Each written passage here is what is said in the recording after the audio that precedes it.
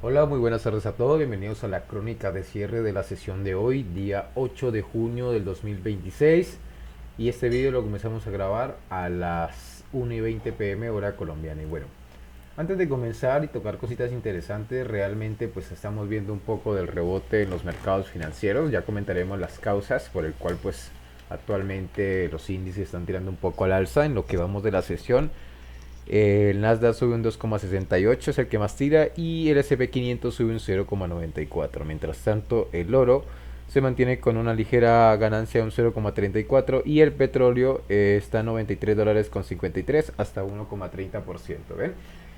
¿Y qué es este fuerte rebote? Pues como siempre tiene algún argumento alcista y con razón hoy tenemos en manos de Intel con una subida del 13,3% nada menos en este momento. Siempre hay algún argumento alcista, como lo he dicho, para este tipo de sector. Es el motivo, pues Google parece que le ha hecho un pedido de gran importancia, tanto Google como Nvidia. Ha dicho que Intel es una figura clave en fabricación de chips como fabricante de respaldo. Vamos a contar un poco la actualidad también de la jornada con todo el detenimiento.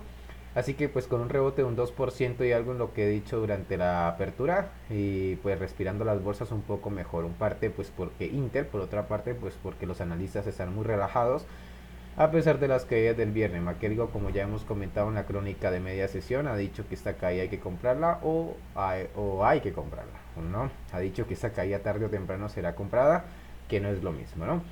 Y Wilson de Morgan Stanley ha dicho que esto ha sido una caída una saludable y que por lo tanto mantiene su objetivo de los 8.000 para el S&P 500 a finales de años. Como vemos, pues los analistas no se lo están tomando demasiado mal. El VIX está bajando 14,41, nada menos hasta 17,76. Maqueligo, del que ya hemos hablado antes en la crónica pues de media sesión. Este es un gráfico de las ventas que ustedes pueden ver justamente en estas pantallas que hubo el viernes de ETFs apalancados del cierre. Entonces dice que fue el mayor reequilibrio vendedor de toda la historia, ¿no?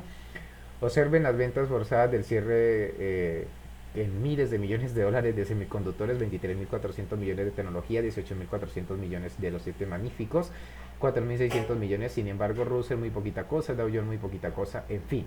Y aquí hay otra serie de gente financieros, o sea, otros muy poquita cosa. Fue un poco pues como a salir de desmadre los que estaban desmadrados ya, que eran todos estos que están aquí en la izquierda. Recuerdo que son ETFs apalancados previamente, por ejemplo los de Corea, de Taiwán, que son esos ahora en esta infografía. Siempre siguiendo los datos de McElligo, pasaron apenas a 5 meses, literalmente. Eh, Aquí es este gráfico, aquí está. De 5 meses de 11.000 millones de dólares a 65.000 millones de dólares, casi el 40% del tamaño de mercado de ETFs apalancados de Estados Unidos.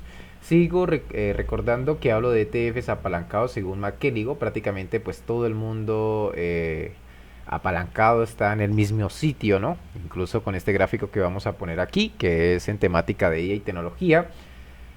Todo el mundo pues está hasta el 86% en tecnología, inteligencia artificial, y todos los demás están tan solo en ETFs apalancados un 14%, ¿no?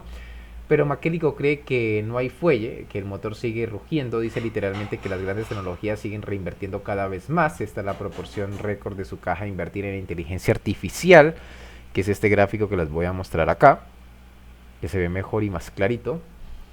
Dice literalmente que esta es la proporción de récord de su caja a invertir en inteligencia artificial, y como ven él cree que esto va a seguir y por lo tanto cree que va a seguir comprando, ¿no? Y tal como pronostica pues también Wilson. En Morgan Stanley veo más pragmatismo, perdón, en Morgan, no, era en Goldman, veo más pragmatismo y veo varios análisis que se preguntan que la única duda que tienen es si estamos en 1997, es decir, estamos en una cierta burbuja en determinados sectores, pero aún nos queda mucha burbuja que seguir, o si estamos en el 2021 donde estamos en la fase final de la burbuja. Goldman, al menos algunos de los analistas se manifiestan tanto dudoso o en donde estamos, literalmente. Por ejemplo, Malovi de Goldman da un repaso a las grandes burbujas, que es este gráfico de acá, para que lo vamos a desglosar poco a poco. La .com, la de los ferrocarriles, cuando todo el mundo se volvió loco a mediados del siglo XIX a comprar ferrocarriles, y se acertó porque esas compañías tuvieron mucho éxito después, pero al final acabaron pinchándose en la burbuja, cayendo un 50%, y luego fue mucho peor aún. No habla del .com, de la .com, como a pesar de que Internet era de verdad que iba a cambiar el mundo, pues el Nasdaq perdió en torno a un 78% desde su máximo al suelo. Por ejemplo, Amazon, que hoy vale lo que vale, llegó a caer un 95%. En fin, hablando una serie de patrones, se pregunta Madovi, estamos en el 97 o en el 21. Entonces les voy a mostrar este gráfico que estén aquí, que responde un poco a esa pregunta de Madovi, donde se puede estar, no responde, pero nos da razonamiento bastante lógico, ¿no? Esto es un ciclo de que diseñó la famosa economista Carlota Pérez, de origen venezolano pero nacionalidad británica, muchísimo prestigio. Es un libro que escribió en el 2002 sobre este tipo de cosas. Un libro de auténtico culto, un libro de texto de muchas universidades para estudiar estas cosas. Carlota defendía que estábamos hablando del año 2002, aún no había visto la crisis del 2008 y esta burbuja de ahora, que las grandes revoluciones tecnológicas suelen llevar todo un proceso parecido y es difícil encontrar una revolución tecnológica más potente que esta de la inteligencia artificial. Carlota piensa que se empieza una fase de instalación o disrupción, literalmente estalla una nueva tecnología y empieza una especie de boom, el capital de riesgo entra a financiar lo nuevo, pero con poco dinero aún. Luego ya se entra en la fase de frenesí, que es serie donde estamos ahora, euforia, especulación, el dinero se despega de los beneficios reales y se infla la burbuja. Según Carlota, pues estamos aquí, ¿no? Entonces Carlota siempre ha pensado que tras esta fase tiene que venir necesariamente un crash, un punto de inflexión para corregir los excesos especulativos y luego nada de apocalipsis.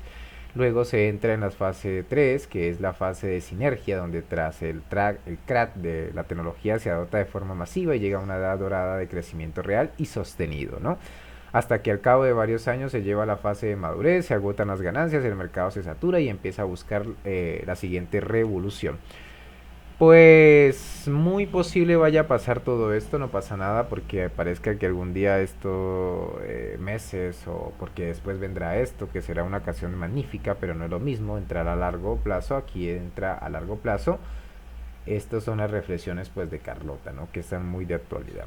También es muy interesante toda la reflexión que hace McElligott en su paper de hoy, que ya hemos comentado un poco sobre él, del paradigma del mercado que tenemos actualmente. McElligott dice que antes vivíamos en una época de escasez de papel con grandes líderes, porque tenían mucha caja libre, recompraban más salvas, sus propias acciones y cada vez había menos papel en el mercado. Pero ahora hemos pasado a la fase contraria, tienen muchas necesidades de financiación y ahora están cayendo aluviones de dinero que se piden al mercado, papel, papel, papel y papel. Google, ampliación de capital enorme, por ejemplo, Meta pidiendo dinero al mercado, que le costó bastante caro el viernes y hoy fíjense casi que no se recupera a pesar de los demás. Google tampoco, todos los que están pidiendo dinero no se recuperan. SpaceX, toda esa lluvia de papel que está cayendo del mercado, está cambiando el paradigma. Ahora va a ser un mercado que está lleno de papel. Entonces McGarrico, que dice que a corto plazo, por primera vez en 20 años, hay más oferta de papel que en el mercado que demanda para comprar, ¿no? O comprarlo. Y esto es un nuevo paradigma porque no se había dado desde en 20 años. Y yo creo que tiene toda la razón y habrá que convivir con esto, ¿no? Así que pues es un poco lo que tenemos. Otro gráfico interesante que es por aquí, de Charlie Vilello, es este. Por cierto, pues respecto a todas las grandes salidas, las bolsas que tienen que parecer, ¿no? Les recuerdo un gráfico de Charlie Vilello que ya lo puse la semana pasada en el paper y también luego en el vídeo de las crónicas de apertura y crónicas de cierre. Está mal recordar un poco de lo que veíamos, así que pues dice que al cabo de 3 años de la salida a bolsa, una salida promedio gana un 6%, cuando el mercado en esos mismos 3 años gana un 11,8%, casi el doble desde 1980 hasta 2024. Por lo tanto, en promedio tampoco esto de las salidas a bolsa tendría que ser algo para especulaciones muy rápidas, tan rápidas como un día, ¿no? Una semana, una cosa así. McElligott dice que al vender estas acciones tan caras, los grandes hiperescaladores están como vendiendo call, como si fuera un call cubierto de factor, es decir, ponen límites a su propia subida. Si vendes papel tan caro, le pones límite hasta cuando pueda subir. El mismo efecto que cuando un call pues está cubierto, ¿no? Un call está cubierto. McElligott vuelve a repetir a lo largo del paper que los fondos tradicionales, los inversores reales, están infraponderados aún en mercado, no los más especulativos, y creen que todos estos agentes importantes de mercado van a aprovechar si hay más caídas. De momento hoy sí ya se está rebotando mucho para comprar desde abajo, ¿no? Por lo tanto no le preocupa demasiado la situación a corto plazo.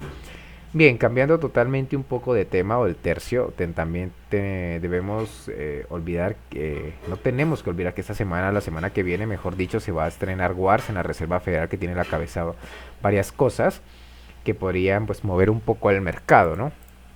Eh, y en primer lugar, cambiar la forma de cálculo de IPC a la recortada de Dallas o en alguna de estas para bajar parte del que de literalmente la inflación, ¿no? Un poco de esto de manera de contabilidad creativa, vamos a así decirlo. También quiere limitar las reuniones de la Reserva Federal, esas ruedas de prensa que dan después. Ahí estoy un poquito de acuerdo porque los rollos que soltaba Bernard de 1 hora y media hablando creo que no servían. La Reserva Federal pues prepara un comunicado que cuida su lenguaje y ya está. El Banco Central Europeo, igual, unos rollos aburridísimos que no sirven de nada y también quiere quitar los puntitos, las previsiones estas previsiones de unos puntitos, creo que alguna vez lo vimos, totalmente estoy de acuerdo porque eso era una chorrada que no servía. Los analistas dicen que al no tener tantas comunicaciones como antes, podría el mercado estar más volátil y estar más propenso a sacudidas sobre las decisiones de la Reserva Federal. No lo sé, ¿no? No me parece tan mala idea, salvo que lo de descomotear, ¿no? El IPC con una nueva medida que sale más baja por definición. El petróleo se mantiene con una subida en lo que hemos hablado durante la apertura, directamente y cerca a la apertura del vídeo. Y por lo tanto, pues no se puede descartar nada por enfado de Trump, que no está nada de acuerdo con esa actitud que ha tomado pues directamente Israel. Además, no paran de advertir los hutíes que están pensando qué hacer con el estrecho del Mar Rojo. Cuidado porque si cortaran por ahí y cortaran por los dos estrechos, pues Arabia Saudita, que está cambiando casi 7 millones de barriles diarios de costa a costa, no podría sacarlos por ahí. Solo tendría la salida del canal de Suez por Europa, salidas pues así, no muy operativa para cantidades tan grandes. Así que hay que estar ojo, pues como el huracán, ¿no? La situación sigue complicada y puede pasar cualquier cosa en este tema de Irán. Las bolsas recuperan bastante, una buena parte de la caída del viernes, algo más o menos de lo que vemos aquí en pantalla, y según pues por ahí andan, ¿no? Así que pues nos vamos al mercado, como lo he dicho, pues ha recuperado ciertas posiciones. Ha llegado hasta la zona de los 29.707. Ya sabemos que ese tipo de niveles no son fáciles a la primera. Incluso aquí está la zona de R2, 29.700. Y la R3 la tenemos en los 30.000 totalmente cerrados. De momento, pues como pueden ver, fuerte recuperación del mercado en niveles directamente psicológicos y muy fuertes. Así que pues prudencia, prudencia, prudencia, prudencia dentro de este tipo de mercados. Ya pues directamente más abajo, S1 28.743, por debajo 28.606 y esta zona 28.234. Nos vamos por aquí, literalmente pues en el oro, tenemos soporte en 4.267.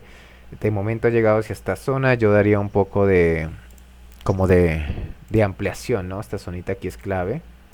Aquí, incluso creo que esta sería la principal zona de resistencia entre los 4.352. Espérame, es que no le he echado seguro a esta. La R2 está aquí entre esta zona de 4.375 y la R3 esta zona de los 4.423.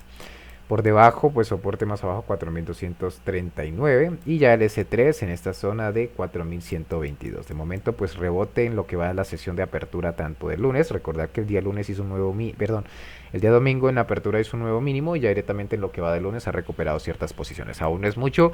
Recuerden todo este tipo de deudas que tenemos en los mercados que se van a dar, ¿no?